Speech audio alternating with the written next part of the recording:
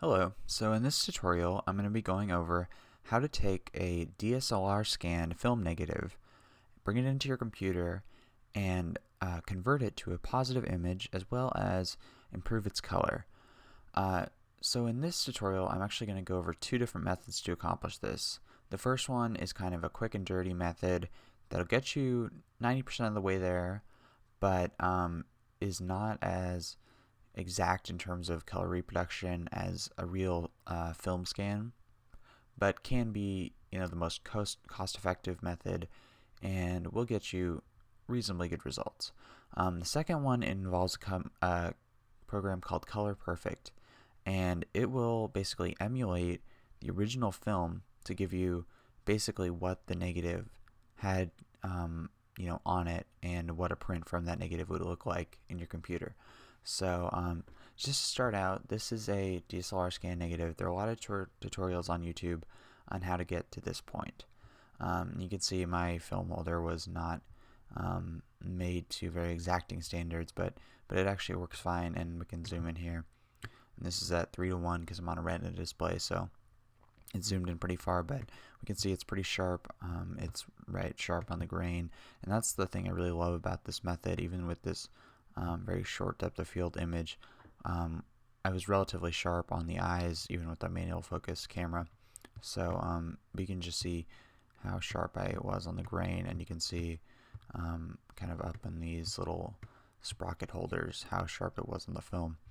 So that's the great thing about this. You do have to be really careful when you're taking the image that you have all your settings and your camera is basically straight onto the film. So in this case I did a pretty good job of that. There isn't too much parallax difference between where the camera is facing and then the flatness of the film, so I got a pretty good image here. Do note that I shot this at f/16. If I had to do it over again, I would probably shoot it around f/11 if I could get my lights to balance with the film and get the proper exposure, because f/16 I will start to see a little bit of diffraction, so the image is not as sharp as it possibly could be, but it works fine. So to start out, I'm actually just going to crop this image down to the actual picture on the negative here, and you want to be kind of careful. And you can go back and do this later, obviously, in this method, but just to not get the edges of the frame there. And then also on this image, I noticed when I was cropping it that this top edge here has a little bit of curve to it. That's because this 50mm lens has some distortion, and it was also on a macro extension tube, so that can show a little bit of distortion. So I'm just going to enable profile corrections here, and that should basically take care of that line there. So now it's perfectly straight. We can just see the difference there. So that can be kind of important if you want to get kind of the most accurate scans of your negatives. So click done there. And you can also see when I imported the picture into Lightroom, I just didn't use any import settings, so it's at 25 sharpening, which is just the standard import setting, and then also it's applied this camera calibration profile, so Adobe standard is probably fine for now for this one. But what we want to do is go up to the tone curve here and just reverse the tone curve, so you bring the right side all the way down and then the left side up, and that gives us a positive image. And we can see it's actually pretty reasonably well done, but the color balance is pretty off, so I'm just going to use my color picker tool and select an area that should be kind of gray there. And that actually did a pretty nice job. It's a little bit magenta maybe. And these temperature sliders actually work in the opposite direction. Another thing I should have mentioned is when you take the initial image of the negative, you want to have your camera's white balance set to the lowest point, or the bluest point that it possibly can be, and also usually a little bit towards the magenta, or yes, the magenta side. We just switched that around because this is a negative, so. But yes, it's best to shoot it at a bluest temperature because even in a raw image, when you change the white balance, it does affect image quality, so it's best to start from that low point. And we do that because color film has a strong orange base to it, so you need to negate that basically via the white balance. So that's pretty decent. From here you can just adjust things like contrast, and contrast slider pretty much works the same. Exposure will be basically opposite, so you go left to go up and right to go down. We can see in our histogram right there, we have a lot of dynamic range in this image, so there's a lot we could possibly do with it. So I'm just going to kind of mess with this for a while to get kind of a reasonable facsimile of what I kind of wanted. The other thing with the tone curve, you can still do things like an S-curve. It's just kind of backwards, so it's kind of a reverse S-curve if you want a little more contrast. I won't go quite that far though. And I'll probably go up a little on exposure actually. Yes, that looks pretty good. Like I said, it's really sharp. I could never get pictures this sharp with my flatbed scanner. They might be bigger with a flatbed scanner, but I could never get them looking this sharp. So, it doesn't really matter how big they are if they're not even sharp. And then I'll just do masking on sharpening. So we're just kind of sharpening the actual image, not just the grain. And it still looks a little bit flat. With this method, I do find you have to add quite a bit of contrast, and then you get a little bit of color shifting here. So that's kind of the downside of this. It takes a lot of tinkering to get sort of good color results from them. You can get 90% of the way there just by reversing that tone curve, but if you really want to get the best out of the pictures, you really do have to put quite a bit of work in them. Another thing I'll mention, sorry about that, when I import these photos into Lightroom, I actually just have a preset set up. So if I want to, I just have this raw film scan negative preset, and all that does really is just reverse the tone curve. You can also set it up to add things like contrast and even change the temperature if you want to, but I find those are kind of things that you need to adjust for every individual photo when you use this method. So it might not really speed things up much to do that, and obviously cropping too will be slightly different for every image, but I'll just show you that so we can just reset it back to where it was in the beginning, and then we can just click that negative preset, and that just takes away that first step, which is kind of a pain to do on every single image. And so we'll just go back to where we were.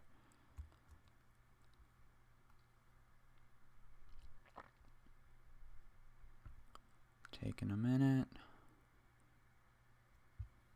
Okay, so let me make that just a little bit bluer because we're going to go back to this image when we're done with the other method. Still looks pretty decent. You can see there's a lot of detail in the highlights and in the shadows that we have to work with.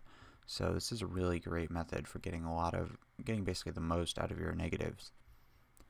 Of course, this is also shot at ISO 100. You want to shoot at your base ISO on your camera, and you'll find that usually if you're using a method using like speed lights, you're going to be at pretty much your lowest setting anyway, and you might still have to go up further than you might want on F number to get less light basically into the camera, because you might be overexposing, and you don't want to overexpose at all when you're using this method, because you'll just lose all the detail in the highlights that the film has. But if you overexpose the actual picture of the negative, then you're going to lose that no matter what you do.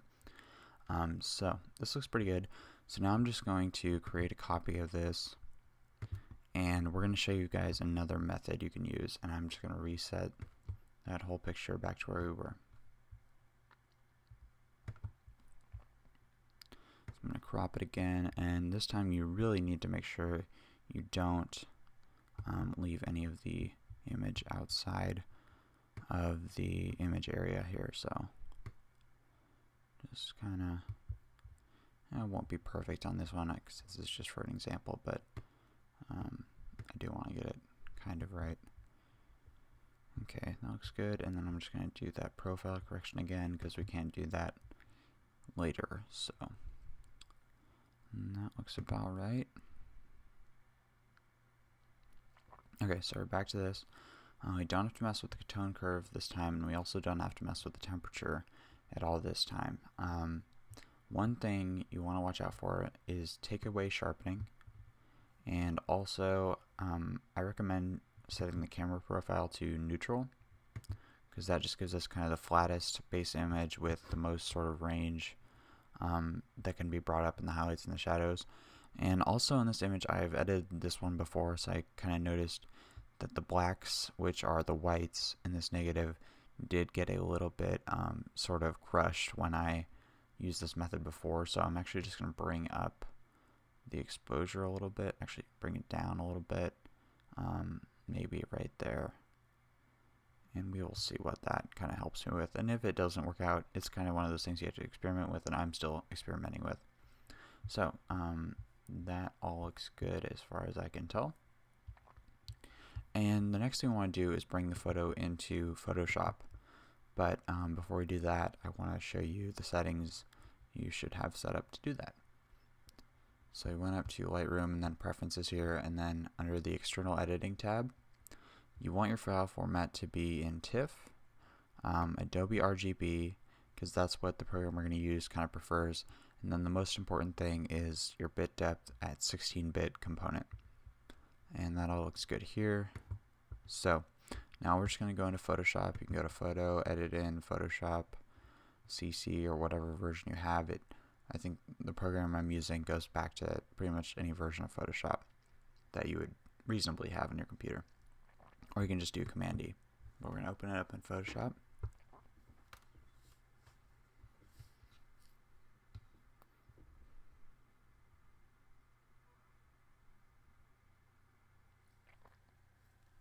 Okay, now we are going to go up to our filter menu. And also I should note here, if you have a lot of like really harsh dust or something that kind of goes to pure black, that's dust, that could affect the readings we get from this program. So you might want to actually take those out before, but in this case this dust is not, dark enough to affect that, so I think we're going to be fine. So the next thing, we're going to go up to Filter, and then it's under CF Systems ColorPerfect. This does not come with Photoshop. You have to purchase it separately, and there's going to be a link below in the description. So open it up in ColorPerfect, and here we go. So basically it did that inversion for us, and it got us pretty much all the way there.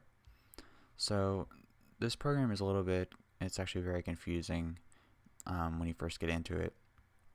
And to be honest, I still don't know basically half of what it does, but I know it does a really good job with these film conversions. And you adjust that by looking down here, so you can choose your brand of film. This was actually shot on Fuji Superia, but I'm just going to go up to another film and see what we kind of get. So something kind of weird. Bully. Yeah, so you can see how the color really changed based on the film, and it's kind of subtle, but you know that you're getting, these are kind of really different films actually, so we're getting a kind of big difference. But yeah, it has these profiles, and it does a really nice job kind of getting what you would see out of a print of that specific film. So we're going to go back to Fuji, and then this was shot on Superia, and just kind of find out what film you were using and use that. Now sometimes I find it gets kind of stuck on a film. We're going to make sure. Okay, and let's see. Yeah, okay, so that looks pretty good. We can see the white balance could use a little adjusting. It's kind of blue and maybe a little bit green, but this film does tend to kind of push the greens a little bit, so that might not really be a problem. Also up here it shows our highlight clipping range, so that means that we're clipping a few of the highlights, and I'm not sure if my exposure adjustment really made a huge difference here, but our blacks do look a little bit better. They are kind of still a little bit crushed over here, which is an area that I wanted to kind of fix up, but I think it looks okay.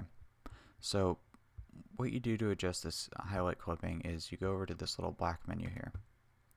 You click that, and then it takes a second, and then it's got a slider right here. And you just want to watch this number and basically use the slider until you get that number down to 0, meaning you're not clipping any of your highlights. And you don't have to do this, but it is a nice feature that this offers, so you can get the most data in your TIFF file. Now for shadow recovery, you'd think you'd go to this white menu. However, I find this basically doesn't really work at all the way you'd think it would work.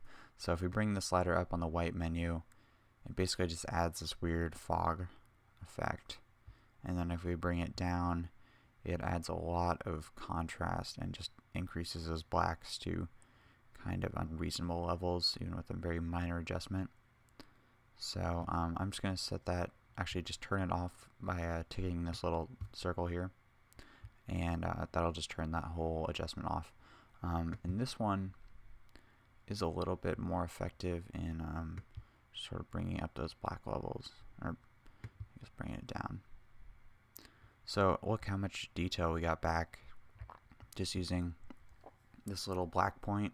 It stands for black point tails. I don't know what tails exactly infers, but it's just kind of this minor adjustment that just raises the black point of the whole image. And we can adjust the contrast later because we want to start with kind of the flattest image, but it's giving us pretty good reading right there.